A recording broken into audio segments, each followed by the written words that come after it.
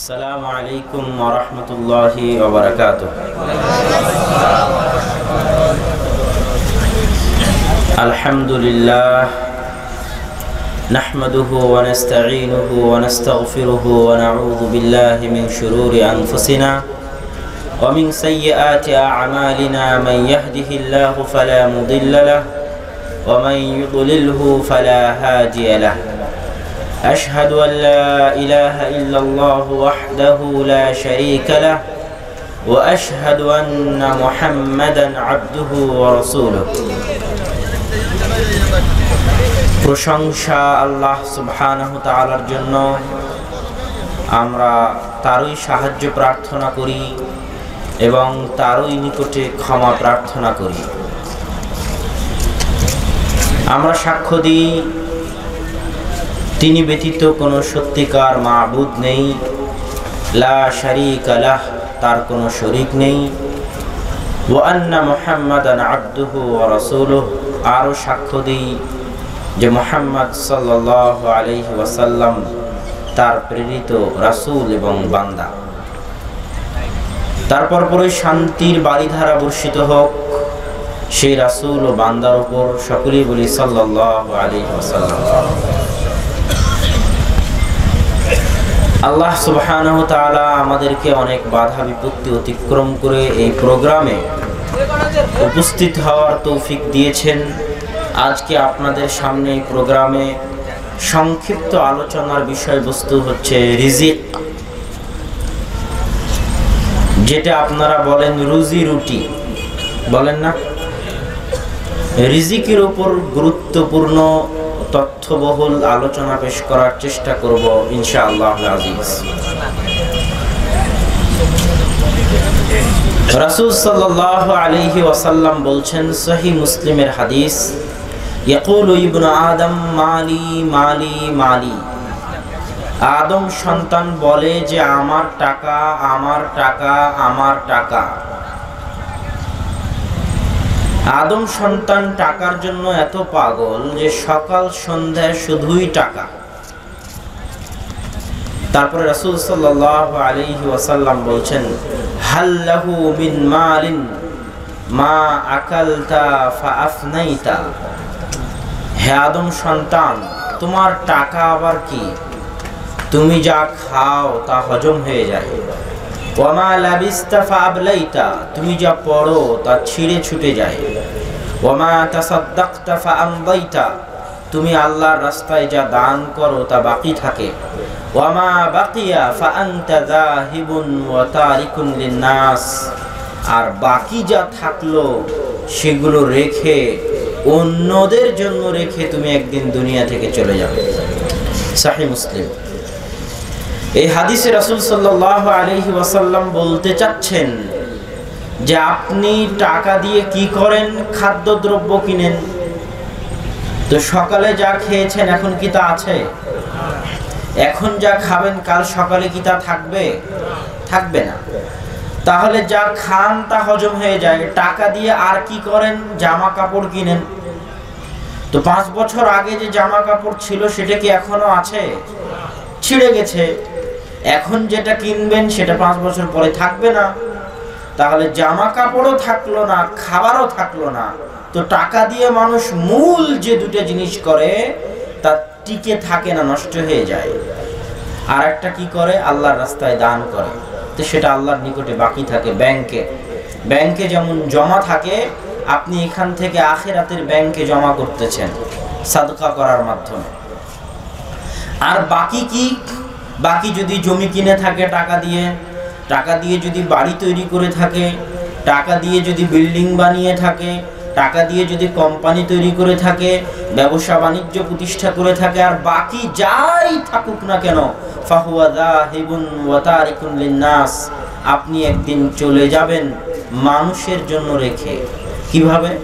আপনি মরেই দেখেন আপনার ওই সম্পত্তি নিয়ে আপনার সন্তানেরা গন্ডগোল করবে, কাড়াকাড়ি করবে। এটা আপনার নয়, আপনি আপনার সন্তানদের জন্য, পরবর্তীদের জন্য করেছেন। ওগুলো একটাও আপনার সাথে কবরে যাবে না। রাসূল সাল্লাল্লাহু আলাইহি ওয়াসাল্লাম সহিহ বুখারীর আরেক হাদিসে বলতেছেন, আনাস বিন মালিক রাদিয়াল্লাহু তাআলা আনহু থেকে বর্ণিত, তিনি বলেন, রাসূল সাল্লাল্লাহু আলাইহি ওয়াসাল্লাম বলেছেন ইয়াতবাউল মাইয়িত সালাসা, মৃত ব্যক্তিকে তিনটি জিনিস অনুসরণ করে, আহলুহু ওয়া মালুহু ওয়া আমালুহু, তার ধন সম্পদ, তার পরিবার পরিজন এবং তার আমল।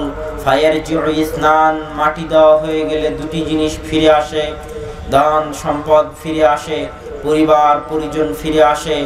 এমনকি কবরে বসে সেই ব্যক্তি ইয়াসমাউ, শুনতে পায়, নিআলিহি, তাদের পায়ের আওয়াজ, তার আত্মীয় স্বজন যে ফিরে যাচ্ছে সে ফিরে যাওয়ার পায়ের আওয়াজ কবরে বসে শুনতে পায়।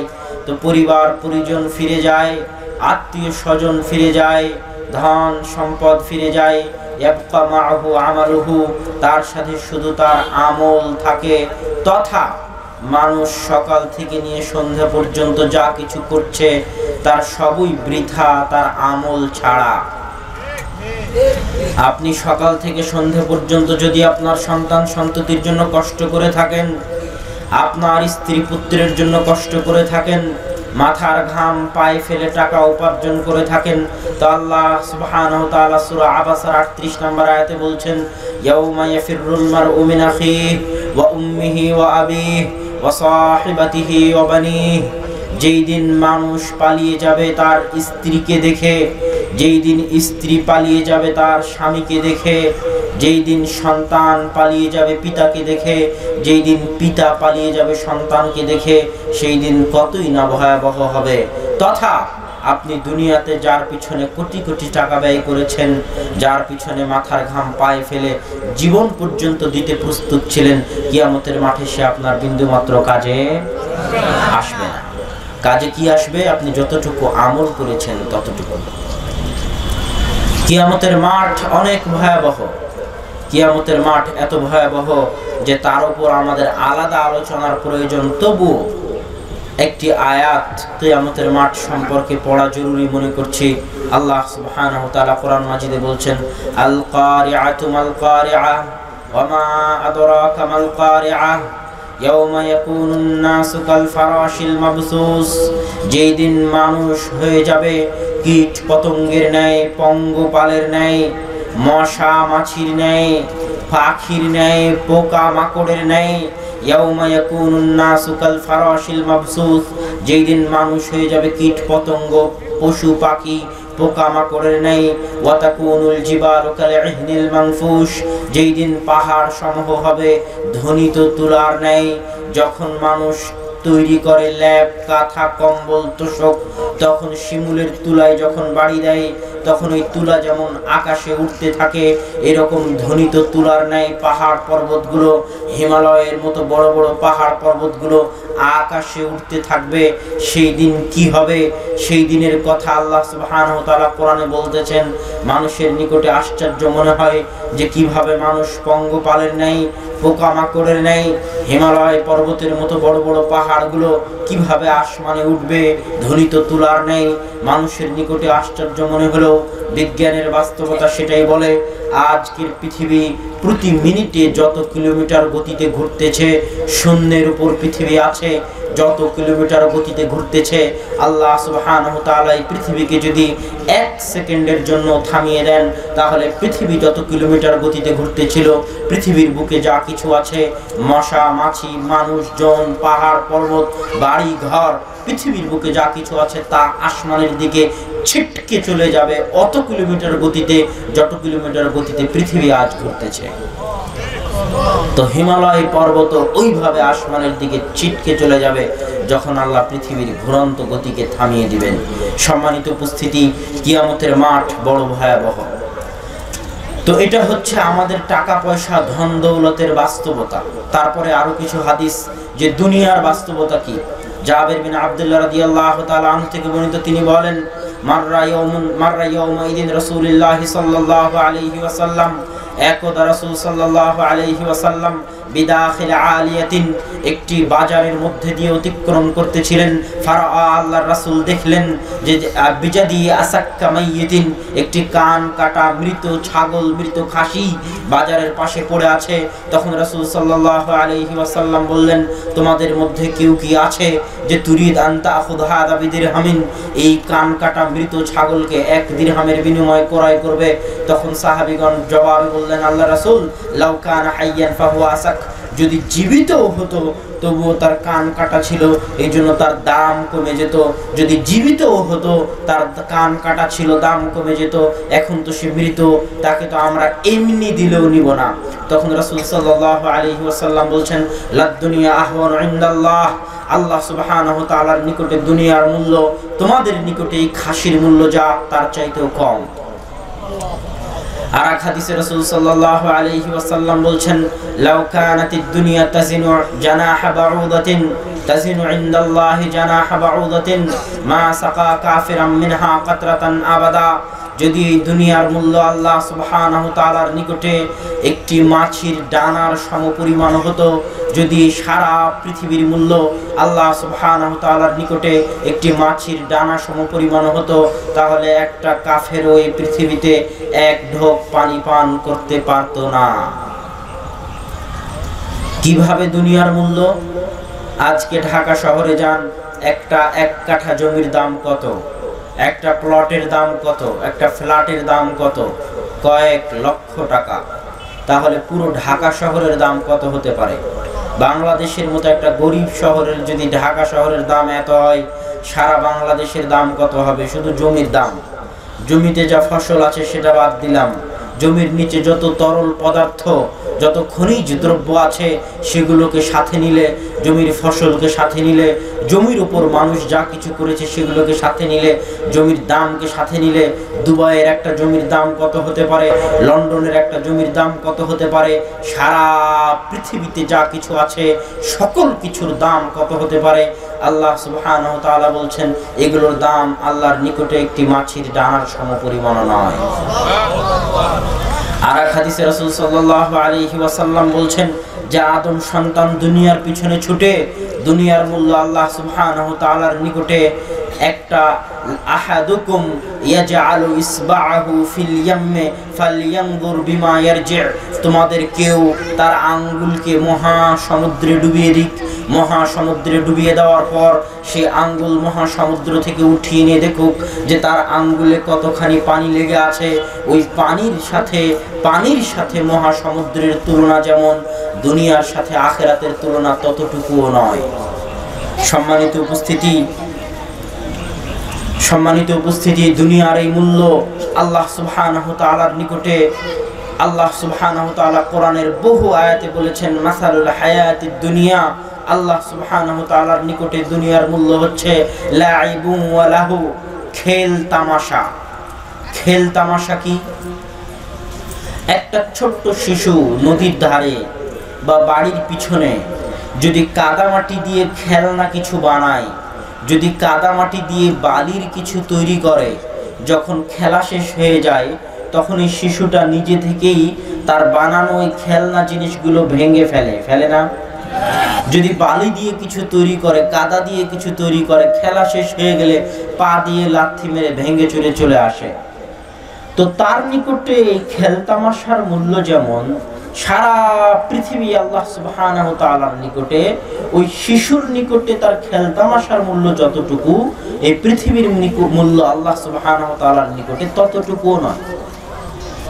আল্লাহ এটাকে খেলনার মতো বানিয়েছেন। একটা শিশুর নিকটে খেলনা যেমন, আল্লাহর নিকটে পৃথিবী তেমন। এই খেলনার মতো বানিয়েছেন মানুষকে পরীক্ষা করার জন্য। মানুষকে পরীক্ষা করার জন্য আল্লাহ সুবহানাহু ওয়া তাআলা পৃথিবীর এই খেলনা বানিয়েছেন।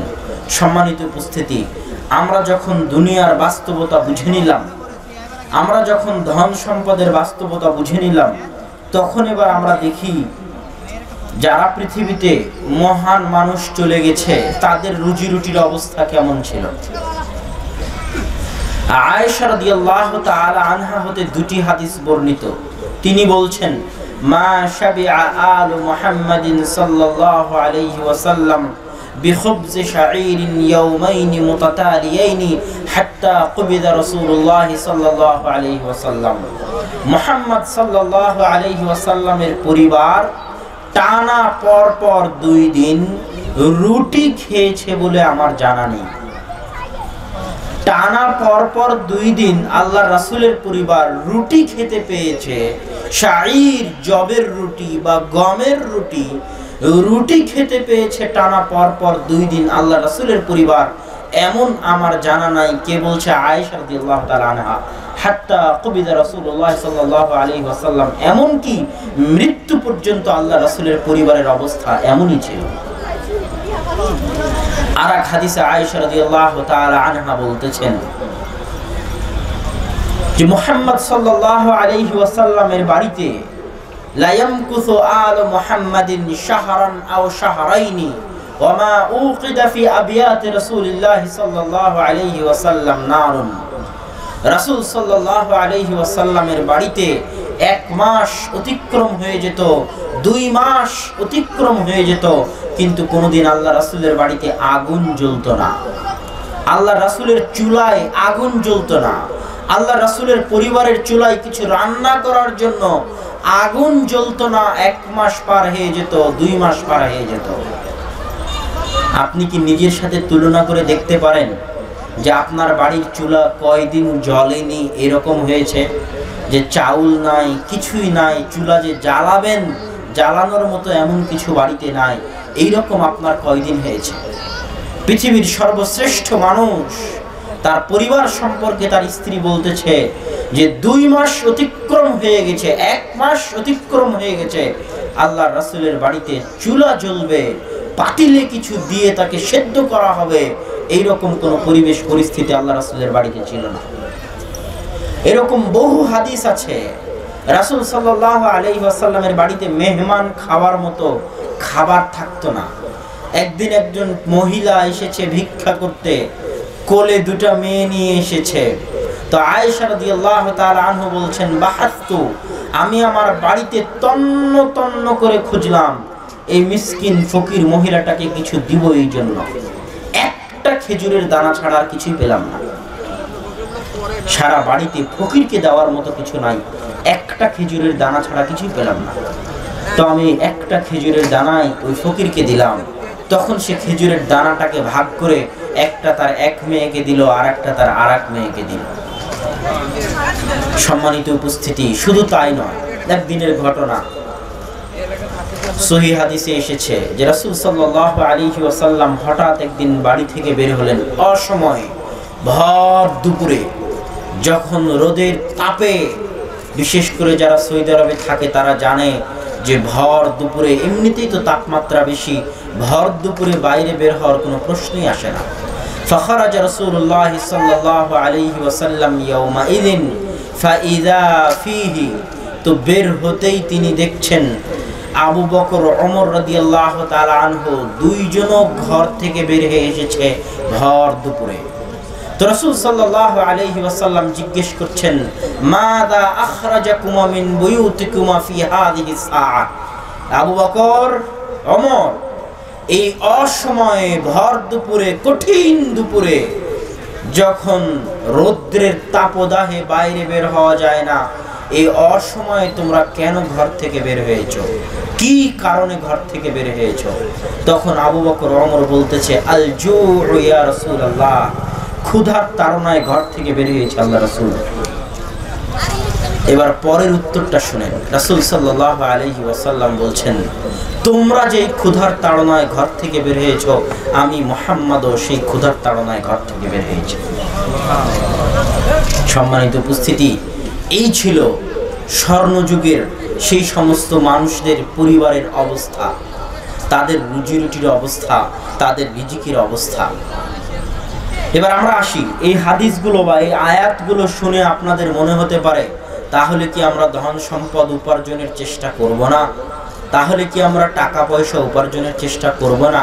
না, এই রকম ধারণা করলে ভুল হবে। আল্লাহ সুবহানাহু ওয়া তাআলা পবিত্র কোরআন মাজিদে সূরা বাকারার মধ্যে বলছেন, রব্বানা আতিনা ফিদ দুনিয়া হাসানাতাও ওয়া ফিল আখিরাতি হাসানাতাও ওয়া কিনা আযাবান নার। যখন তাওয়াফ করে মানুষ, তখন তাওয়াফ করতে গিয়ে রুকনে ইয়ামানি থেকে হাজরে আসওয়াদের মাঝে রাসূল সাল্লাল্লাহু আলাইহি ওয়াসাল্লাম প্রত্যেক পাকে কোরআনের এই দোয়াটা পড়তেন যে হে আল্লাহ, দুনিয়াতেও কল্যাণ চাই, পরকালেও কল্যাণ চাই। দুনিয়ার কল্যাণ কি? দুনিয়ার কল্যাণের মধ্যে সব কিছু আসে, টাকা পয়সা, ধন দৌলত, গাড়ি বাড়ি, আরাম আয়েশ, দুনিয়ার কল্যাণের মধ্যে এগুলো আসে। পরকালেও কল্যাণ চাই, উভয় কালে কল্যাণ চাই। তো আল্লাহ সুবহানাহু ওয়া তাআলা স্বয়ং এই দোয়া তার কোরআনে শিখিয়ে দিয়েছেন। সহিহ বুখারীর হাদিসে রাসূল সাল্লাল্লাহু আলাইহি ওয়াসাল্লাম বলতেছেন, লা হাসাদা ইল্লা ফি ইসনাতাইনি, দুইজন মানুষ ছাড়া অন্য কারো ক্ষেত্রে তোমরা যেন হিংসা করিও না, তোমরা যেন ঈর্ষা করিও না। দুইজনের ক্ষেত্রে তোমরা ঈর্ষা করতে পারো। সেই দুইজন কি? রাজুলুন আতাহুল্লাহু মালান ফাসাল্লাতা আলা হালাকাতিহি লিল হক, ওই ব্যক্তি যাকে আল্লাহ সুবহানাহু ওয়া তাআলা অঢেল সম্পদ দিয়েছে, আর সেই অঢেল সম্পদ আল্লাহর রাস্তায় ব্যয় করার সুযোগ করে দিয়েছে তাকে আল্লাহ। এই ব্যক্তির জন্য তোমরা ঈর্ষা করতে পারো যে ইস, যদি আমারও এরকম অঢেল সম্পদ হতো, আমিও যদি এরকম অঢেল সম্পদ আল্লাহর রাস্তায় ব্যয় করতে পারতাম, কতই না ভালো হতো। আর একজন কি? রাজুলুন আতাহুল্লাহু ইলমান আও হিকমা, ওই ব্যক্তি যাকে আল্লাহ সুবহানাহু ওয়া তাআলা জ্ঞান দিয়েছে, হিকমত দিয়েছে, এবং সেই জ্ঞান সে মানুষের মাঝে বিতরণ করে, মানুষকে জ্ঞান শিক্ষা দেয়।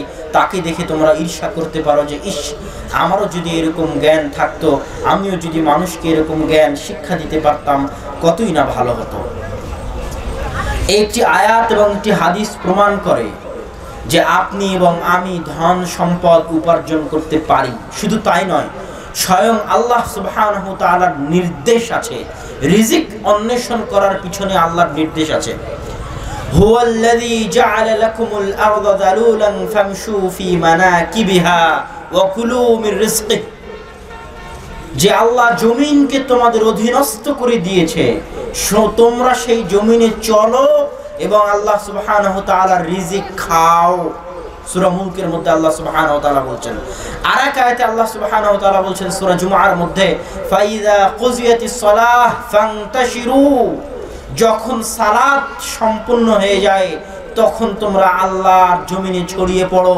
ওয়াবতাগু মিন ফাদলিল্লাহ, আর আল্লাহর দেওয়া রিজিক অন্বেষণ করো। ফজরের সালাতের পর ঘুমিয়ে যেও না। ফজরের সালাতের পর ঘুম গেলে ধন সম্পদে বরকত কমে যায়, যাবেই যাবে। আল্লাহর নির্দেশ যে ফজরের সালাতের পরপরই রিজিকের অন্বেষণে বেরিয়ে পড়ো। ইনশাআল্লাহ ফজরের সালাতের পরে রিজিকের অন্বেষণে বেরিয়ে পড়লে রিজিকে বরকত আল্লাহ সুবহানাহু ওয়া তাআলা দিবেন। সম্মানিত উপস্থিতি, এই আয়াতগুলো, এই হাদিসগুলো প্রমাণ করে যে আমি এবং আপনি রিজিক অন্বেষণ করতে পারি, হালাল পন্থায় রুজি উপার্জন করতে পারি। যুগে যুগে অনেক নবী রাসূল চলে গেছেন, অনেক সাহাবায়ে কেরাম চলে গেছেন, অনেক আলেম ওলামা চলে গেছেন, যাদেরকে আল্লাহ সুবহানাহু ওয়া তাআলা একাধারে টাকা পয়সাও দিয়েছিলেন, ইলমও দিয়েছিলেন, জ্ঞানও দিয়েছিলেন, ধন দৌলতও দিয়েছিলেন। এই উদাহরণের শীর্ষে থাকবেন দাউদ ওয়া সুলাইমান আলাইহিমাস সালাতু ওয়াস সালাম। আল্লাহ সুবহানাহু ওয়া তাআলা তাদেরকে অঢেল ধন সম্পদ, সীমাহীন রাজত্ব দিয়েছিলেন, যা পৃথিবীতে কোনোদিন কাউকে দেননি আর কোনোদিন কাউকে দিবেন না। কিন্তু তাদের মধ্যে আর আমাদের মধ্যে পার্থক্য কি?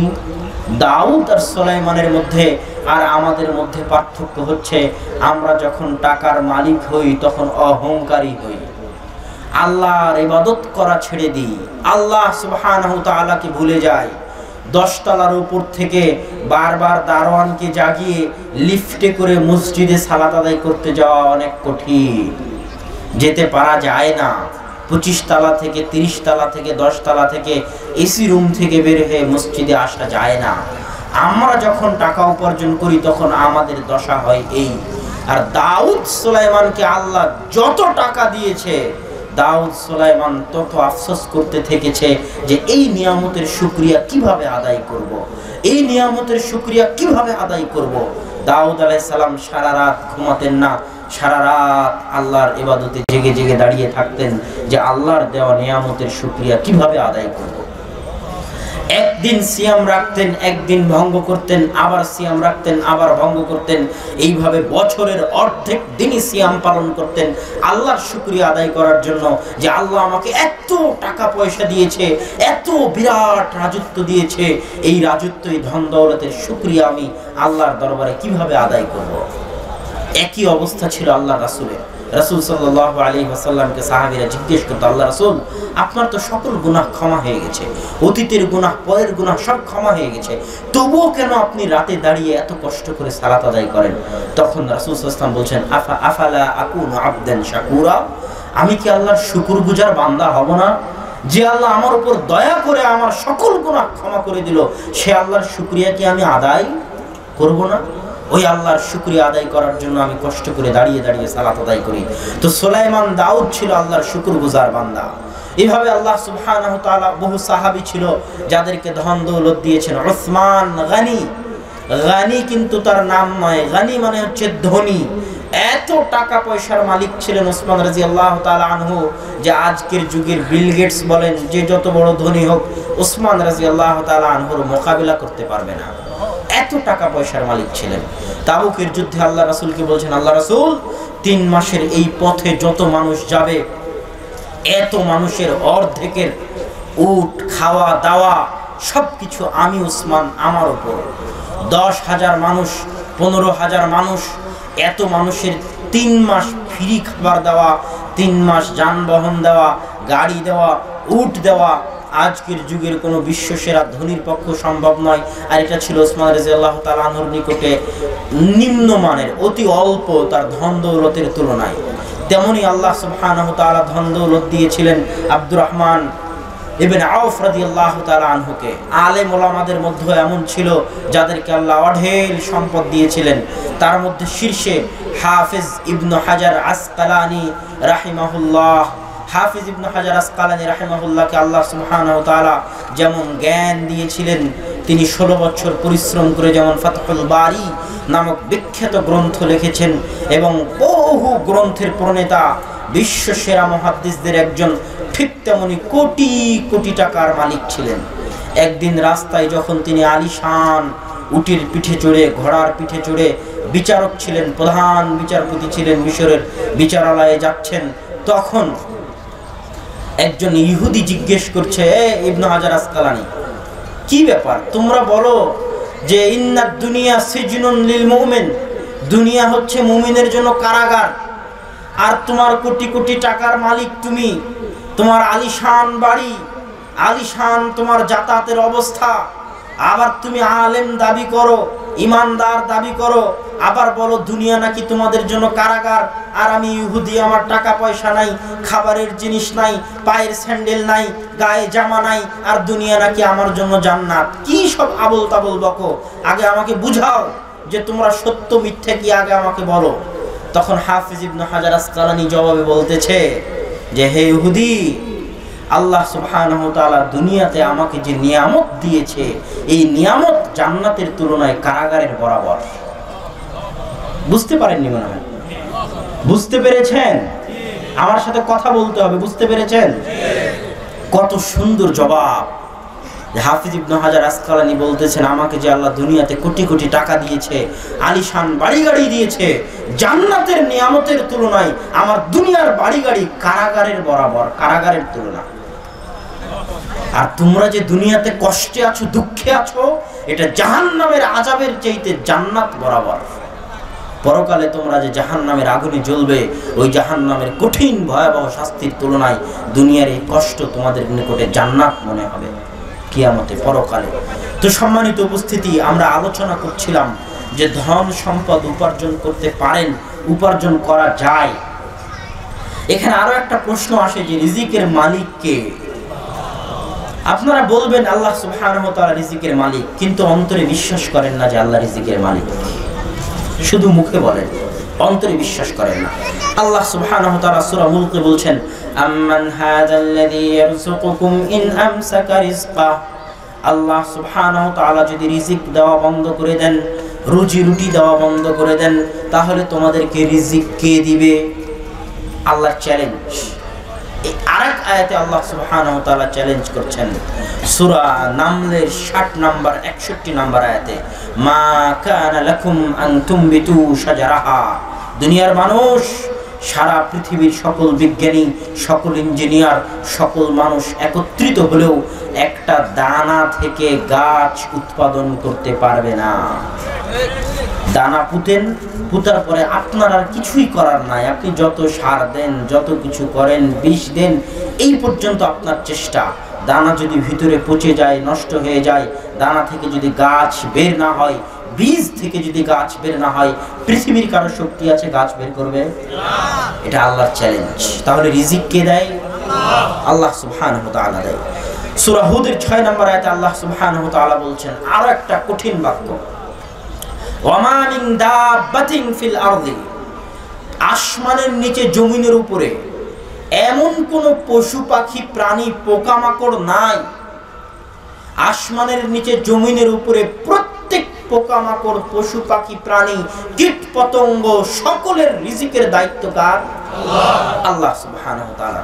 সকলকে আল্লাহ সুবহানাহু ওয়া তাআলা রিজিক দেন, কিন্তু আমি এবং আপনি বিশ্বাস করি না যে আল্লাহ রিজিক দেন। কিভাবে?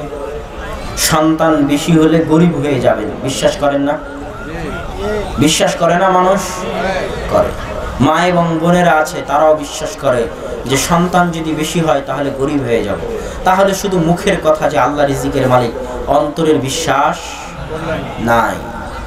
এই জন্য আল্লাহ সুবহানাহু ওয়া তাআলা কোরআন মাজিদে বলছেন নারযুকুকুম ওয়া ইয়্যাহুম।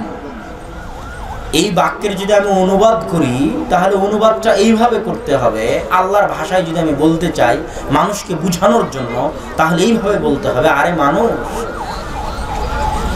তুই যে তোর সন্তানের রিজিক নিয়ে চিন্তা করতেছিস, তোর পেটে, তোর স্ত্রীর পেটে যে সন্তান আসবে, এই সন্তানকে তুই কি খাওয়াবি, কি পড়াবি, এই নিয়ে যে তুই চিন্তায় আছিস, তুই কি জানিস যে তোর রিজিকটাও আমি দেই? কথা মনে হয় বুঝাতে পারি যে তুই যে তোর সন্তানের রিজিক নিয়ে চিন্তা আছিস, তুই বলতো তোকে খেতে কে দেয়? তোর রিজিকের ব্যবস্থা কে করে? তো আল্লাহ যদি তোকে খেতে দিতে পারে তাহলে তোর সন্তানকেও খেতে দিতে পারবে। এইভাবে আল্লাহ সুবহানাহু ওয়া তাআলা কোরআনে বলছেন। সম্মানিত উপস্থিতি, তো রিজিকের মালিক যে আল্লাহ, এটা মানুষ আরো কোন সময় বিশ্বাস করে না? যখনই বলে যে চাকরি পেতে হলে তোমাকে টাকা দিতে হবে, ঘুষ দিতে হবে, তখন ঘুষ নিয়েই চাকরি নেই, আছে না? তুমি যদি এই চাকরি করতে চাও দাড়ি কাটতে হবে, কাটে না? তুমি যদি এই চাকরি করতে চাও টাকনুর নিচে প্যান্ট পরতে হবে, পরে না? মুখে বলে রিজিকের মালিক আল্লাহ, বাস্তবে বিশ্বাস করে না। লা ইলাহা ইল্লাল্লাহ, এই কালেমার উপর তার বাস্তবে বিশ্বাস নেই, শুধু মৌখিক বিশ্বাস। যদি সত্যিকার বিশ্বাস থাকতো তাহলে সত্যি যদি বিশ্বাস করতো আল্লাহ রিজিকের মালিক, আল্লাহ যে রিজিকের মালিক, এই বিষয়ে রাসূল সাল্লাল্লাহু আলাইহি ওয়াসাল্লামের একটা হাদিস আপনাদেরকে বলি। আব্দুল্লাহ বিন মাসউদ রাদিয়াল্লাহু তাআলা আনহু বলতেছেন, রাসূল সাল্লাল্লাহু আলাইহি ওয়াসাল্লাম বলেন, লাউ আন্না ইবনু আদম হারাবা মিন রিজকিহি সায়ুদরিকুহু রিজকুহু কামা ইউদরিকুহুল মাউত। আদম সন্তান যদি রিজিক থেকে পালিয়ে বাঁচতে চায়, রিজিক আপনি নেবেন না, টাকা আপনি নিতে চান না, ধন দৌলত আপনি উপার্জন করতে চান না, আপনি পালিয়ে বাঁচতে চান রিজিক থেকে। আদম সন্তান যদি রিজিক থেকে পালিয়ে বাঁচতে চায় তাহলে কপালে যা রিজিক লেখা আছে ওইটা তাকে ধরবেই ধরবে। যেমন মৃত্যু থেকে পালিয়ে বাঁচতে চাইলেও মৃত্যু আদম সন্তানকে ধরবেই ধরবে। কত কঠিন হাদিস, কত ভয়াবহ হাদিস, যে আপনি যেমন মৃত্যু থেকে পালিয়ে বাঁচতে পারবেন না, রিজিক আপনার ভাগ্যে আল্লাহ সুবহানাহু ওয়া তাআলা যা লিখে রেখেছে তা আপনি পাবেনই পাবেন। এই রিজিক থেকে পালিয়ে বাঁচার উপায় নেই। অতএব রিজিকের অন্বেষণের জন্য হারাম পন্থা অবলম্বন করবেন। রিজিক পাওয়ার জন্য, ধনী হওয়ার জন্য ঘুষ দিয়ে সুদ নিয়ে হারাম পন্থায় রুজি রুটি উপার্জন করবেন, খবরদার এই পথে পা দিয়েন না। রিজিক আপনার ভাগ্যে যা লেখা আছে, মৃত্যু থেকে যেভাবে আপনি পালিয়ে বাঁচতে পারবেন না, রিজিক থেকেও আপনি পালিয়ে বাঁচতে পারবেন না। আর এক হাদিসে রাসূল সাল্লাল্লাহু আলাইহি ওয়াসাল্লাম বলছেন, ইন্না নাফসান লান তামুতা, কোন আত্মা মৃত্যুবরণ করতে পারে না, হাত্তা ইয়াস্তাওফিয়া মা কুতিবা লাহু মিন রিজকি, যতক্ষণ পর্যন্ত না তার ভাগ্যে যা রিজিক লেখা ছিল সেই রিজিক পূর্ণ করে না নেয়, ততক্ষণ পর্যন্ত কেউ মৃত্যুবরণ করবে না। যদি দেখা যায় সময় হয়ে গেছে মরণের, কিন্তু রিজিক এখনো বাকি আছে, তাহলে মরার আগে দেখবেন বেশি বেশি খাবে। আর যদি দেখা যায় না রিজিক শেষ হয়ে গেছে, সময় এখনো বাকি আছে, তাহলে 7 দিন হাসপাতালের বেডে পড়ে থাকবে কোনো খাদ্য গ্রহণ ছাড়াই। কিন্তু রিজিক অপূর্ণ করে সে দুনিয়া থেকে বিদায় নিতে পারবে না। তার রিজিকে যা খাদ্য লেখা আছে, যা টাকা পয়সা লেখা আছে, তা নিয়েই সে দুনিয়া থেকে বিদায় নিবে। আল্লাহ সুবহানাহু ওয়া তাআলা যে রিজিক দেয়, তার আরেকটা হাদিস শুনেন। আল্লাহ রাসূল সাল্লাল্লাহু আলাইহি ওয়াসাল্লাম বলছেন, আল্লাহ সুবহানাহু ওয়া তাআলা প্রত্যেক দিন শেষ আসমানে নেমে আসেন। নেমে এসে আল্লাহ সুবহানাহু ওয়া তাআলা বলেন, ইয়া ইবাদি কুল্লুকুম জাই' ইল্লা মান আত'আমতুহু, হে আমার বান্দারা, তোমরা প্রত্যেকেই ক্ষুধার্ত, তবে আমি আল্লাহ যাকে খেতে দিই সে ব্যতীত। ফাস্তাতইমুনি, অতএব তোমরা আমার নিকটে খাবার চাও, আমার নিকটে রিজিক চাও, আমি তোমাদেরকে খেতে দিই।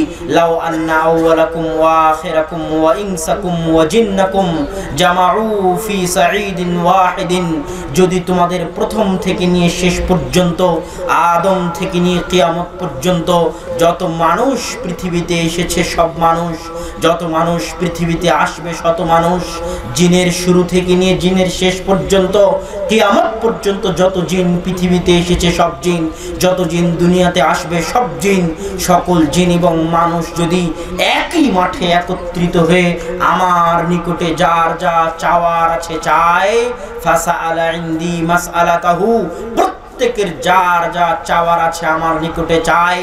কার কত কোটি টাকা চাই, কার কত তালা বিল্ডিং চাই, কার কত বিঘা জমি চাই, যার যা চাওয়ার আছে আমার নিকটে চাই, সকলে একত্রিত হয়ে, আর আমি আল্লাহ যদি একবারে একই সাথে সকলের চাওয়াকে পূর্ণ করে দিই, ফামা নাকাসা মিম্মা ইনদি, তাহলে পূর্ণ করে দেওয়ার পরও আমার ধন ভাণ্ডারে যা আছে তা থেকে ততটুকুও কমবে না, যতটুকু একটা সূচ সমুদ্রে দেওয়ার পর ওই সূচ উঠালে সূচের সাথে লেগে থাকা পানির জন্য সমুদ্রের পানিতে যতটুকু কমতি সৃষ্টি হয়, এত মানুষের, এত জিনের যার যা চাওয়ার আছে আমি যদি দিয়ে দিই, আমার ধনভাণ্ডার থেকে ততটুকু কমতি সৃষ্টি হবে না। এটা হচ্ছে আল্লাহ সুবহানাহু ওয়া তাআলা রাযিক, রাযাক, রিজিক দানকারী।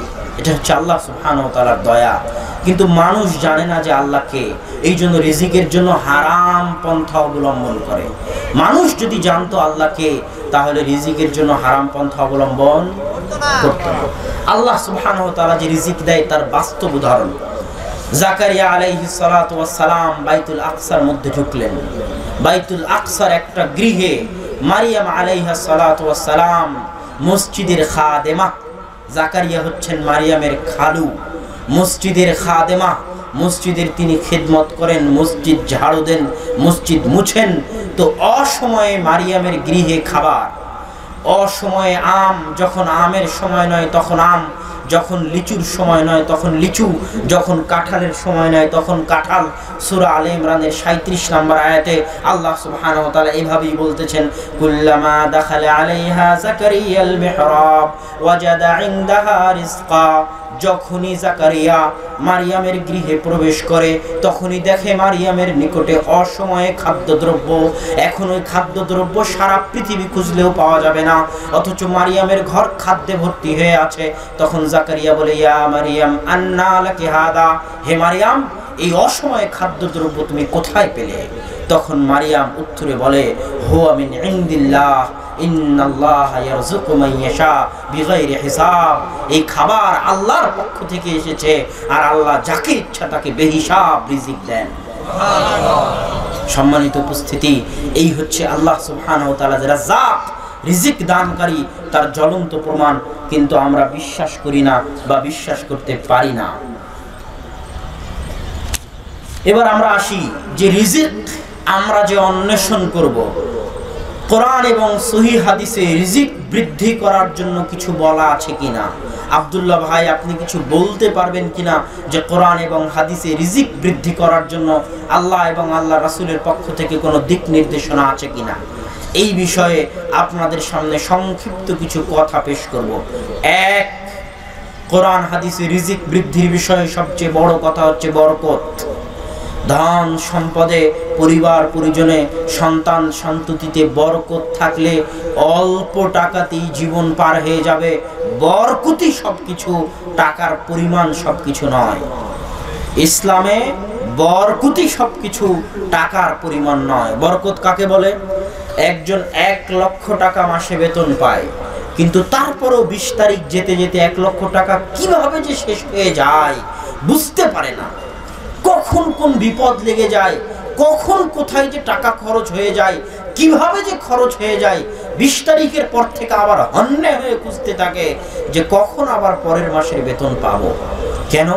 ধন সম্পদে বরকত নাই। আর আরেকজন মসজিদের ইমাম, মাত্র 5,000 টাকা মানুষ তাকে ভিক্ষা দেয়, অনেক কষ্ট করে। মসজিদের ইমামকে তো মানুষ বেতন দিতে চায় না, তো অনেক কষ্ট করে 5,000 টাকা সে পায়। তারপরও দেখা যাচ্ছে যে মাস শেষ হয়ে গেছে, এখনো 500 টাকা তার বেঁচে আছে। কেন? তার ওই অত টাকার মধ্যে, অল্প টাকার মধ্যে আল্লাহ বরকত দিয়েছেন। বরকতের কিছু বাস্তব উদাহরণ সাহাবীদের যুগে পাওয়া যায়, বহু ঘটনা। এত ঘটনা এখানে বলে শেষ করা যাবে না। মানুষজন মেহমান নিয়ে আল্লাহ রাসূল চলে গেছে জাবেরের বাড়িতে, 1000-এর কাছাকাছি মেহমান। জাবের বলতেছে আল্লাহ রাসূল, জাবের তার স্ত্রীর সাথে আলোচনা করতেছে কি করি। তখন তার স্ত্রী বলতেছে, তুমি তো আল্লাহ রাসূলকে ডেকেছো, তুমি আল্লাহ রাসূলকে নিয়ে চিন্তা করো। বাকি মানুষকে আল্লাহ রাসূল ডেকেছে, তো বাকি মানুষের চিন্তা আল্লাহ রাসূল করবে। তখন রাসূল সাল্লাল্লাহু আলাইহি ওয়াসাল্লাম শুধু বিসমিল্লাহ বলে তার মুখের কিছু থুথু ওই তরকারির মধ্যে, গোস্তের মধ্যে মিশিয়ে দিলেন, আর ওই আটা যে তৈরি করা হচ্ছিল ওই আটার মধ্যে মিশিয়ে দিলেন। সাহাবীরা বলতেছে, এত মানুষ খেয়ে শেষ হয়ে গেল, মনে হচ্ছে গোস্ত যা ছিল তাই আছে, রুটি যা ছিল তাই আছে। এইভাবে আল্লাহ রাসূলের যুগে বরকতের শত ঘটনা আছে যে কিভাবে রাসূল সাল্লাল্লাহু আলাইহি ওয়াসাল্লামের বরকত হয়। আপনি আপনার নিজের জীবনে বরকতকে বাস্তবে পরীক্ষা করতে পারবেন। বাস্তবে যদি সত্যিকারই আল্লাহ সুবহানাহু ওয়া তাআলা আপনার ধন সম্পদে বরকত দেয়। যেমন একটা হাদিস থেকে বোঝা যায়, আবু হুরায়রা রাদিয়াল্লাহু তাআলা আনহুকে আল্লাহ রাসূল খেজুর দিয়েছিলেন। সেই খেজুরে আল্লাহ রাসূল সাল্লাল্লাহু আলাইহি ওয়াসাল্লামের বরকতের দোয়া ছিল। তা আবু হুরায়রা ওই খেজুরটা তার কোমরের সাথে বেঁধে রাখতেন।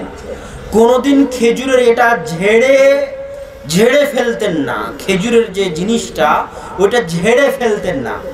যখন দরকার হতো তখন একটা খেজুর বের করতেন, খেয়ে নিতেন। তো খেজুর সেখান থেকে শেষ হতো না। তো যেই দিন ওসমান রাদিয়াল্লাহু তাআলা আনহুর মৃত্যু হয়, সেই দিন ওসমান রাদিয়াল্লাহু তাআলা আনহুর মৃত্যুর পরে ওই খেজুরটা শেষ হয়ে যায়, আর থাকেনি। তো ওটা অনেকেই লিখেছে যে বরকত উঠে যাওয়ার একটা নমুনা, একটা উদাহরণ ওসমান রাদিয়াল্লাহু তাআলা আনহুর মৃত্যু। তা আপনিও আপনার বাড়িতে বরকত পরীক্ষা করতে পারেন। যে ড্রামে, যে বস্তায় আপনি চাউল রাখেন সেটা কোনো সময় ঝেড়ে ফেলবেন না। যেটাকে একবার বিসমিল্লাহ বলে রেখেছেন, একবার বস্তায় চাউল উঠিয়েছেন বিসমিল্লাহ বলে, ড্রামে চাউল উঠিয়েছেন বিসমিল্লাহ বলে, কোনো সময় ড্রামকে ঝেড়ে ফেলবেন না। পরের বস্তা আবার ঢালবেন বিসমিল্লাহ বলে। ইনশাআল্লাহ আল্লাহ সুবহানাহু ওয়া তাআলা ওই চাউলে বরকত দেবে। যেখানে 10 দিন চলতো সেখানে 15 দিন চলবে। ওই চাউল যখন আপনি রান্না করবেন, বাড়িতে হঠাৎ মেহমান এসেছে, বিসমিল্লাহ বলে চাউল তুলে দেন পাতিলে। অল্প চাউলে আল্লাহ বরকত দিবে। অল্প খাবারে মানুষের পেট ভর্তি হয়ে যাবে। আপনার অল্প চাউলে 10 জন মানুষ খেয়ে যাবে, আপনার কিছুই মনে হবে না, এর নাম বরকত। তো আমাদেরকে আগে বুঝতে হবে যে রিজিক বাড়ানোর সবচেয়ে বড় উপায় হচ্ছে আমাদেরকে বরকত হাসিল করতে হবে। কিভাবে বরকত হাসিল করব? এক, পৃথিবীতে যত বরকত আছে, যেমন মক্কা মদিনায় বরকত আছে, সিরিয়াতে বরকত আছে, জমজমের পানিতে বরকত আছে, কোরআনে বরকত আছে, পৃথিবীতে যত বরকত আছে সব বরকতের উৎস হচ্ছে কে? আল্লাহ সুবহানাহু ওয়া তাআলা। অতএব আল্লাহ সুবহানাহু ওয়া তাআলার নাম, তার গুণাবলী, তার সাথে সংশ্লিষ্ট সবকিছুই হচ্ছে বরকতময়। এই জন্য যে কাজই শুরু করবেন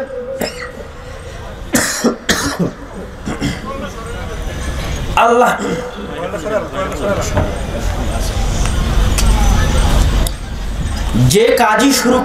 আল্লাহ সুবহানাহু ওয়া তাআলার নাম নিয়ে শুরু করবেন। কেন? আল্লাহর নামে বরকত আছে। আল্লাহর নামে কি আছে বলেন তো? বরকত আছে। কিভাবে? আল্লাহ সুবহানাহু ওয়া তাআলা সূরা বাকারার মধ্যে বলছেন, ফাযকুরুনি আযকুরুকুম, হে আমার বান্দা আমাকে স্মরণ করো, আমি তোমাকে স্মরণ করব। এই বাক্যটা কত কঠিন, কত বড় আমি আপনাকে বুঝাতে পারবো না, ব্যর্থ বুঝাতে। আপনি আপনার স্ত্রীকে যতই ভালোবাসেন না কেন, আপনার বিদেশে থাকা সন্তানকে যতই ভালোবাসেন না কেন, আপনি যখন আপনার সন্তানকে স্মরণ করে চোখের পানি ফেলবেন, তখন যে আপনার সন্তান আপনাকে স্মরণ করবে এর কোনো গ্যারান্টি নাই।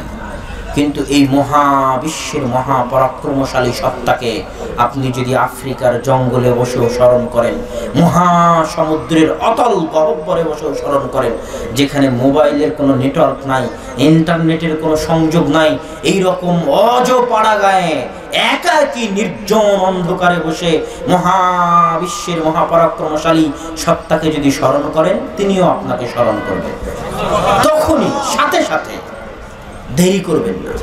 এই জন্য আল্লাহ সুবহানাহু ওয়া তাআলা বলতেছেন, ফালাউলা আন্নাহু কানা মিনাল মুসাব্বিহিন লা লাবিসা ফি বাতনিহি ইলা ইয়াউমি ইউবআসুন, যদি ইউনুস মাছের পেটে আমাকে স্মরণ না করত, আমি আল্লাহকে যদি ইউনুস মাছের পেটে স্মরণ না করত, লা ইলাহা ইল্লা আনতা সুবহানাকা ইন্নী কুনতু মিনাজ জালিমিন, আমার এই তাসবিহ পাঠের মাধ্যমে ইউনুস যদি আমাকে স্মরণ না করত, তাহলে সে কিয়ামত পর্যন্ত মাছের পেটেই থেকে যেত। তো ইউনুস আলাইহিস সালাম আল্লাহকে স্মরণ করেছেন, আল্লাহ সাথে সাথে সাড়া দিয়েছেন। তো বরকতের উৎস হচ্ছে আল্লাহ। যে কাজ শুরু করবেন আল্লাহর নাম নিয়ে শুরু করবেন, বিসমিল্লাহ বলে শুরু করবেন, ইনশাআল্লাহ তাতে বরকত হবে। এমন কোনো কাজ নাই যে কাজ আপনি বিসমিল্লাহ বলে শুরু করবেন না। এমন কি স্ত্রী সহবাস করতে গেলেও রাসূল সাল্লাল্লাহু আলাইহি ওয়াসাল্লাম বিসমিল্লাহ পড়ে দোয়া শিখিয়ে দিয়েছেন স্ত্রী সহবাস করার, যাতে সন্তানকে শয়তান স্পর্শ করতে না পারে, সন্তান যাতে সৎ সন্তান হয়। এবার আমরা দ্বিতীয়ত দেখব দুনিয়াতে বরকত পাওয়ার কি কি জায়গা আছে। এক, দুনিয়াতে বরকতের একটা জায়গা হচ্ছে মক্কা। ইব্রাহিম আলাইহিস সালাতু ওয়াস সালাম মক্কার জন্য দোয়া করেছিলেন, রব্বি জাআল হাযাল বালাদা আমিনা ওয়ারযুক আহলাহু, হে আল্লাহ এই শহরকে তুমি নিরাপত্তার চাদর দিয়ে ঢেকে দাও, আর এই শহরের মানুষকে তুমি খেতে দিও। প্রত্যেক যারা এই শহরে আসবে ইমানদার অবস্থায় তাদের রুজি রুটি থাকা খাওয়ার ব্যবস্থা তুমি করিও আল্লাহ। এই জন্য মক্কায় বরকত আছে। এবার রাসূল সাল্লাল্লাহু আলাইহি ওয়াসাল্লাম কি বলতেছে?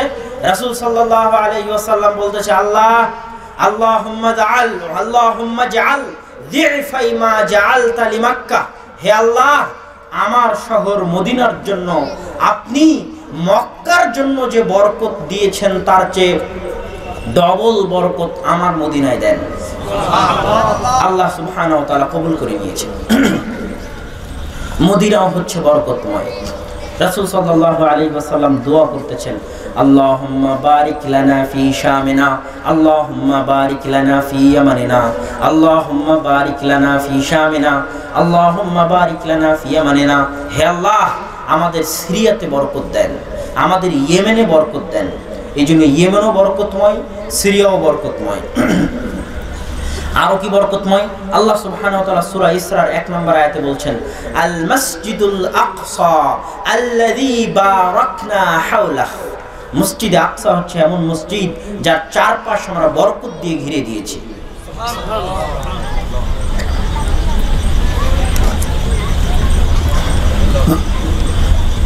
তারপরে বরকত আর কোথায় পাবেন?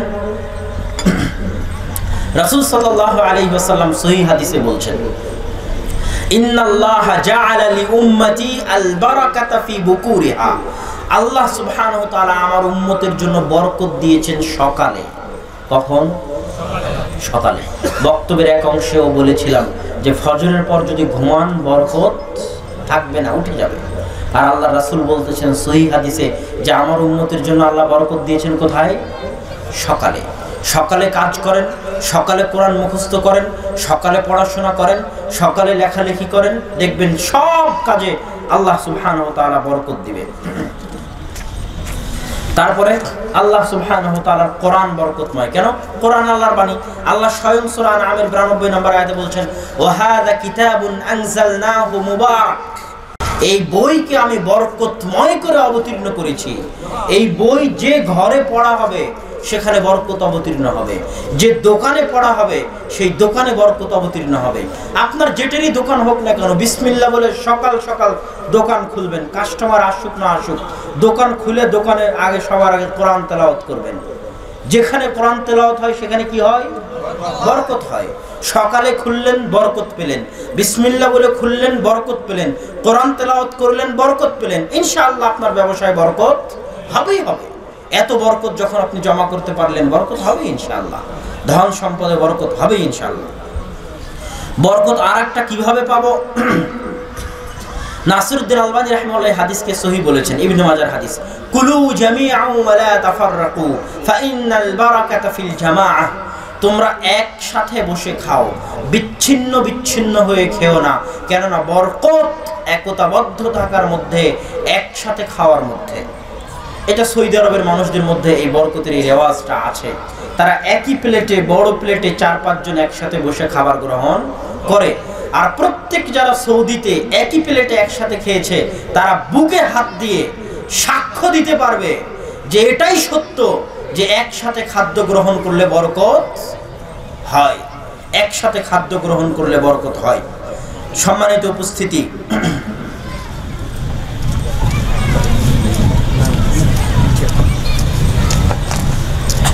আমরা বক্তব্য শেষ করে দেব ইনশাআল্লাহ। এখন শুধু আপনাদের সামনে রিজিক বৃদ্ধির পবিত্র কোরআন এবং হাদিসে যে উপায়, যে মাধ্যমগুলো বলা হয়েছে সেগুলো একে একে আমি আপনাদের সামনে একটা করে দলিলের সাথে বলে শেষ করে দেব ইনশাআল্লাহ।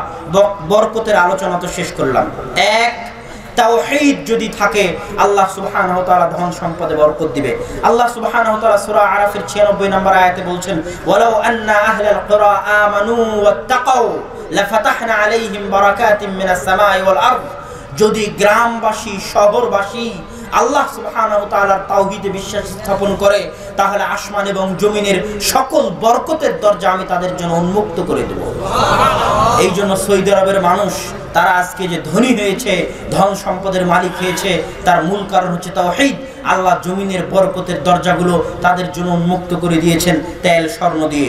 আর এক আয়াতে আল্লাহ সুবহানাহু ওয়া তাআলা সূরা নূরের 55 নম্বর আয়াতে বলছেন ওয়া'আদাল্লাহুল্লাযীনা আমানু ওয়া আমিলুস সালিহাত, যারা ঈমান আনয়ন করে এবং সৎ কাজ করে তাদের নিকটে আল্লাহ সুবহানাহু ওয়া তাআলার ওয়াদা হচ্ছে লা ইস্তাখলিফান্নাহুম ফিল আরদি কামা ইস্তাখলাফাল্লাযীনা মিন ক্বাবলিহিম, আল্লাহ সুবহানাহু ওয়া তাআলা তাদেরকে দুনিয়ার বুকে প্রতিষ্ঠিত করবেন ধন সম্পদ দিয়ে, ক্ষমতা দিয়ে, রাজত্ব দিয়ে, খেলাফত দিয়ে, যেমন ভাবে তাদের পূর্ববর্তীদের প্রতিষ্ঠা করেছিলেন। দুই, ইস্তিগফার, ক্ষমা প্রার্থনা করা। দলিল আল্লাহ সুবহানাহু ওয়া তাআলা সূরা নূহের মধ্যে বলছেন ফাকুল তুস্তাগফিরু রাব্বাকুম ইন্নাহু কানা গাফফারা, তোমরা তোমাদের প্রতিপালকের নিকটে ক্ষমা প্রার্থনা করো, তোমাদের প্রতিপালক হচ্ছেন ক্ষমাশীল। ক্ষমা প্রার্থনা করলে কি হবে? পরের আয়াতে আল্লাহ সুবহানাহু ওয়া তাআলা বলছেন ইউরসিলিস সামাআ আলাইকুম মিদরারা, আসমান থেকে আল্লাহ সুবহানাহু ওয়া তাআলা বৃষ্টি বর্ষণ করবেন। ওয়া ইমদিদকুম বিআমওয়ালিন ওয়া বানিন, আর ধন সম্পদ এবং সন্তান সন্ততি দিয়ে তোমাদের পরিবার এবং ঘর ভর্তি করে দিবেন ক্ষমা প্রার্থনা করলে। শাআবী রাহিমাহুল্লাহ বলতেছেন যে একদা ওমর রাদিয়াল্লাহু তাআলা আনহুকে বলা হলো যে ইস্তিসকার সালাত আদায় করেন, বৃষ্টি বর্ষণ হচ্ছে না। ওমর রাদিয়াল্লাহু তাআলা আনহু মানুষকে নিয়ে ইস্তিসকার সালাত আদায় করতে গেলেন। সালাত আদায় করতে গিয়ে কিছুই করলেন না ইস্তিগফার ছাড়া। আস্তাগফিরুল্লাহাল্লাযী লা ইলাহা ইল্লা হুয়াল হাইয়ুল কাইয়ুম, ওই আল্লাহর নিকটে ক্ষমা প্রার্থনা করছি যিনি ব্যতীত সত্যিকার কোনো মাবুদ নেই। এইভাবে ক্ষমা প্রার্থনা করতে থাকলেন, ক্ষমা প্রার্থনা করতে থাকলেন, ক্ষমা প্রার্থনা করতে থাকলেন। একটা পর্যায়ে বৃষ্টি বৃষ্টি বর্ষণ হয়ে গেল। তখন আশেপাশের লোকজন জিজ্ঞেস করতেছে, আপনি শুধু ক্ষমা প্রার্থনাই কেন করলেন? তখন ওমর রাদিয়াল্লাহু তাআলা আনহু সূরা নূহের এই আয়াত পাঠ করে শোনালেন যে ক্ষমা প্রার্থনা করলে আসমান বৃষ্টি বর্ষণ করে, আল্লাহ সুবহানাহু ওয়া তাআলা ধন সম্পদে বরকত দেন। অতএব আপনিও ক্ষমা প্রার্থনা করেন, আপনার ধন সম্পদে বরকত হবেই হবে ইনশাআল্লাহ। আল্লাহ সুবহানাহু ওয়া তাআলা সূরা তাওবার মধ্যে বলতেছেন, ওমাই ইয়াত্তাকিল্লাহ ইয়াজআল লাহু মাখরাজা, যে ব্যক্তি আল্লাহকে ভয় করলো, আল্লাহ সুবহানাহু ওয়া তাআলা তার চলার রাস্তা, তার জীবনে চলার যাবতীয় বাধা বিপত্তিকে উপেক্ষা করে চলার রাস্তা তৈরি করে দেন, আর তাকে রিজিক দেন মিন হাইসু লা ইয়াহতাসিব। এই বাক্যটা অনেক কঠিন, যে আল্লাহ সুবহানাহু ওয়া তাআলাকে যে ভয় করে তাকে আল্লাহ রিজিক দেন এমন জায়গা থেকে, যে জায়গা থেকে সে কোনোদিন কল্পনাও করেনি যে আল্লাহ তাকে রিজিক দিবে, সেই জায়গা থেকে আল্লাহ তাকে রিজিক দেন। আল্লাহ সুবহানাহু ওয়া তাআলার নিকটে ভরসা করা কিভাবে? আল্লাহ সুবহানাহু ওয়া তাআলা সূরা তালাকের মধ্যে বলছেন, ওমান ইয়াতাওয়াক্কাল আলাল্লাহ ফাহুয়া হাসবুহ, যে আল্লাহর উপর ভরসা করলে আল্লাহ তার জন্য যথেষ্ট। আর ওমর রাদিয়াল্লাহু তাআলা আনহু আল্লাহ রাসূল থেকে বর্ণনা করতেছেন, লাউ আন্নাকুম কুনতুম তাওয়াক্কালুনা আলাল্লাহি হাক্কা তাওয়াক্কুলিহি, যদি তোমরা আল্লাহ সুবহানাহু ওয়া তাআলার উপর সত্যিকার ভাবে ভরসা করতে পারো, লা রুজিকতুম কামা ইরযাকুত তায়র, তাহলে আল্লাহ সুবহানাহু ওয়া তাআলা তোমাদেরকে ওইভাবে রিজিক দিবেন যেভাবে পাখিকে রিজিক দিয়ে থাকেন। তাগদু খিমাসাম ওয়া তারুহু বিতানা, প্রত্যেক দিন পৃথিবীর সৃষ্টির শুরু থেকে নিয়ে কিয়ামত পর্যন্ত প্রত্যেক দিন লক্ষ লক্ষ কোটি কোটি পাখি তাদের ঘর থেকে বের হয় ক্ষুধার্ত অবস্থায়, আর ঘরে ফিরে আসে পেট ভর্তি করে। তাদেরকে আল্লাহ সুবহানাহু ওয়া তাআলা যেভাবে রিজিক দেন, তোমরাও যদি আল্লাহর উপর ভরসা করো, আল্লাহ তোমাদেরকে ওইভাবে রিজিক দিবেন। তারপরে সিলাতুর রাহিম, আত্মীয়তার সম্পর্ক বৃদ্ধি করা। এই মর্মে 3টি হাদিস আমি সংক্ষেপে আপনাদেরকে বলবো। রাসূল সাল্লাল্লাহু আলাইহি ওয়াসাল্লাম সহিহ বুখারীতে বলছেন, মান সাররাহু আয়ুবসাতা লাহু ফি রিজকি, কেউ যদি চায় তার রিজিক বাড়িয়ে দেওয়া হোক, ওয়া ইউনসা লাহু ফি আতারি, এবং তার বয়স বাড়িয়ে দেওয়া হোক, ফালইয়াসিল রাহিমা, সে যেন আত্মীয়তার সম্পর্ক রক্ষা করে, আত্মীয়তার সম্পর্ক বাড়ায়। সহিহ ইবনে হিব্বানের 440 নম্বর হায়াতে রাসূল সাল্লাল্লাহু আলাইহি ওয়াসাল্লাম বলছেন, ইন্না আ'জালা তাআতি সাওয়াবান, আল্লাহ সুবহানাহু ওয়া তাআলা যেই সওয়াবের, যেই কাজের নেকি অতি দ্রুত দিয়ে দেন, যেই কাজের নেকি পৃথিবীতেই অতি দ্রুত দিয়ে দেন, সেই কাজের মধ্যে অন্যতম একটি কাজ হচ্ছে আত্মীয়তার সম্পর্ক রক্ষা করা। সিলসিলা সহিহ হাদিসে রাসূল সাল্লাল্লাহু আলাইহি ওয়াসাল্লাম বলতেছেন যে যেই কাজের শাস্তি আল্লাহ সুবহানাহু ওয়া তাআলা পৃথিবীতে অতি দ্রুত দিয়ে দেন, সেই কাজের একটা হচ্ছে আত্মীয়তার সম্পর্ক ছিন্ন করা আর জেনায় লিপ্ত হওয়া। এই কাজের শাস্তি আল্লাহ দুনিয়াতে অতি দ্রুত দিয়ে দেন। যারা আত্মীয়তার সম্পর্ক ছিন্ন করে তাদের ধন সম্পদে বরকত কমবেই কমবে। তারপরে সাদকা করা, এই মর্মে বহু হাদিস এবং বহু আয়াত আপনারা শুনেছেন। রাসূল সাল্লাল্লাহু আলাইহি ওয়াসাল্লাম বলছেন, আল্লাহ সুবহানাহু ওয়া তাআলা বলেন, ইয়া ইবনে আদম আনফিক উনফিক আলাইক, হে আদম সন্তান, আল্লাহর রাস্তায় ব্যয় করো, আল্লাহ সুবহানাহু ওয়া তাআলা তোমার পিছনে ব্যয় করবে। তুমি যদি গুনে গুনে ব্যয় করো, আল্লাহ তোমাকে গুনে গুনে দিবে। তুমি যদি বেহিসাব আল্লাহর রাস্তায় ব্যয় করো, আল্লাহ তোমাকে বেহিসাব দিবে। আল্লাহ সুবহানাহু ওয়া তাআলা এর জন্য বহু জায়গায় বলেছেন যে মিম্মা রাযাকনাকুম, হে আদম সন্তান, আল্লাহর রাস্তায় ব্যয় করো, আমি তোমাদেরকে যে রিজিক দিয়েছি তা থেকে। মানে আল্লাহ বলতেছেন, হে আদম সন্তান, তোদের পকেটে যে টাকা আছে ওই টাকা আমার টাকা থেকে আমার রাস্তায় ব্যয় করো, তোমাদের টাকা থেকে ব্যয় করতে বলিনি, কেননা তোমাদেরকে রিজিক আমি দেই। তারপরে হজ এবং উমরা পরস্পর করলে রুজিতে বরকত হয়, দরিদ্রতা দূর হয়। রাসূল সাল্লাল্লাহু আলাইহি ওয়াসাল্লাম বলছেন, তাবিউ বাইনাল হজ্জ ওয়াল উমরা ফাইন্নাহুমা ইয়ানফিয়ানিল ফাকর ওয়াদ যুনুবা, তোমরা হজ উমরা পরস্পর করো, কেননা হজ উমরা মানুষের দারিদ্রতাকে এবং মানুষের গুনাহকে এমন ভাবে সাফ করে দেয়, যেমন ভাবে হাপড় লোহায় লেগে থাকা জংকে সাফ করে দেয়, সেভাবে সাফ করে দেয়। তারপরে গরীব দরিদ্রদের সহযোগিতা করা। বুখারীর হাদিস, রাসূল সাল্লাল্লাহু আলাইহি ওয়াসাল্লাম বলছেন, হাল তুনসারুনা ওয়া তুরযাকুনা ইল্লা বিদুআফাইকুম, তোমরা কি রিজিক পাও মনে করো? তোমাদের দুর্বলতা যদি না থাকতো, তোমাদের দরিদ্রতা যদি না থাকতো, তাহলে তোমরা রিজিক পেতে না। তারপরে আল্লাহ সুবহানাহু ওয়া তাআলার ইবাদতের জন্য সময় ব্যয় করা, সময় বের করা আল্লাহর ইবাদতের জন্য। রাসূল সাল্লাল্লাহু আলাইহি ওয়াসাল্লাম অনেক কঠিন হাদিস এখানে বলতেছেন, ইন্নাল্লাহ তাআলা ইয়াকুল, আল্লাহ সুবহানাহু ওয়া তাআলা বলেন, ইয়া বানি আদম তাফাররাগ লিইবাদাতি, হে আদম সন্তান, আমার ইবাদতের জন্য সময় ব্যয় করো। যদি আমার ইবাদতের জন্য সময় ব্যয় করো, তাহলে আমি তোমার হাতকে পূর্ণ করে দেব ধন সম্পদ দিয়ে, আমি তোমার আসুদ্দা ফাকরাক, তোমার দারিদ্রতাকে দূর করে দেব। আর যদি আমার জন্য সময় ব্যয় না করো, যদি বলো আমি ব্যস্ত আছি, আমার জন্য সময় বের না করো, তাহলে আমি আল্লাহ তোমার হাতকে ব্যস্ততায় পরিপূর্ণ করে দেব এবং তোমার দারিদ্রতা কোনোদিন দূর হবে না। আল্লাহ সুবহানাহু ওয়া তাআলার ওয়াদা। অতএব আল্লাহর ইবাদতের জন্য সময় বের করতে হবে। তারপরে যা আল্লাহ দিয়েছে তার জন্য শুকরিয়া আদায় করতে হবে। আল্লাহ সুবহানাহু ওয়া তাআলা বলেন, লা ইন শাকারতুম লা আযীদান্নাকুম, যদি তোমরা আমার শুকরিয়া আদায় করো আমি তোমাদেরকে বাড়িয়ে দিব। আল্লাহর শুকরিয়া আদায় করলে আল্লাহ সুবহানাহু ওয়া তাআলা আরো বেশি দেন। তারপরে বিবাহ করা, অত্যাধিক বিবাহ এবং অত্যাধিক সন্তান সন্ততিতে ধন সম্পদ বাড়ে, যা আগেও বলেছি। আল্লাহ সুবহানাহু ওয়া তাআলা কোরআনে বলেছেন, ইয়াকুনু ফুকারা ইগনিহুমুল্লাহু মিন ফাদলি, তোমরা তোমাদের সন্তান সন্ততিদের বিয়ে দিয়ে দাও, যদি তারা দরিদ্র হয়ে থাকে আল্লাহ নিজ অনুগ্রহে তাদের ধন সম্পদ বাড়িয়ে দিবেন। আল্লাহ সুবহানাহু ওয়া তাআলা আয়াতে বলেন, লা তাকতুলু আওলাদাকুম খাশিয়াতা ইমলাক, তোমরা দারিদ্রতার ভয়ে তোমাদের সন্তানকে হত্যা করিও না, কেননা তাদের রিজিকের দায়িত্ব এবং তোমাদের রিজিকের দায়িত্ব আল্লাহর উপরে। এখানে একটা উদাহরণ দেই, বলতে বাধ্য হচ্ছে উদাহরণটা, যদিও সময় কম, যে যখন আপনি একাই বিবাহ করেননি তখন আপনার ভাগ্যে যে রিজিক লেখা আছে সেই রিজিকের টাকা আল্লাহ আপনাকে দিবে। যখন আপনি বিবাহ করবেন তখন আপনার স্ত্রীর ভাগ্যে যে রিজিকের টাকা লেখা আছে, যে রিজিক লেখা আছে, ওই টাকাটাও আল্লাহ আপনার হাত দিয়ে দিবেন। যখন সন্তান হবে তখন ওই সন্তানের কপালে যা রিজিক লেখা আছে ওই রিজিকের টাকাটাও আল্লাহ আপনার হাত দিয়ে দিবে। এইভাবে আপনি যত মানুষের দায়িত্ব গ্রহণ করবেন, যত সন্তান গ্রহণ করবেন, সকলের রিজিকের যে টাকাটা, যে ভাগ্যটা আল্লাহ সুবহানাহু ওয়া তাআলা লিখে রেখেছেন, ওই রিজিকের টাকাটা আল্লাহ আপনার হাত দিয়ে দিবেন। মানে আপনার ধন সম্পদ বাড়বেই বাড়বে। রাসূল সাল্লাল্লাহু আলাইহি ওয়াসাল্লামের ওয়াদা, আল্লাহর ওয়াদা বাড়বে। শেষ হাদিস, রিজিক বৃদ্ধি করার শেষ হাদিস, রাসূল সাল্লাল্লাহু আলাইহি ওয়াসাল্লামের যুগের একটি ঘটনা। দুইজন ভাই, কানা আখাওয়ানি ফি জামানি রাসূলুল্লাহ সাল্লাল্লাহু আলাইহি ওয়াসাল্লাম, দুই ভাই আল্লাহর রাসূলের যুগে বসবাস করত।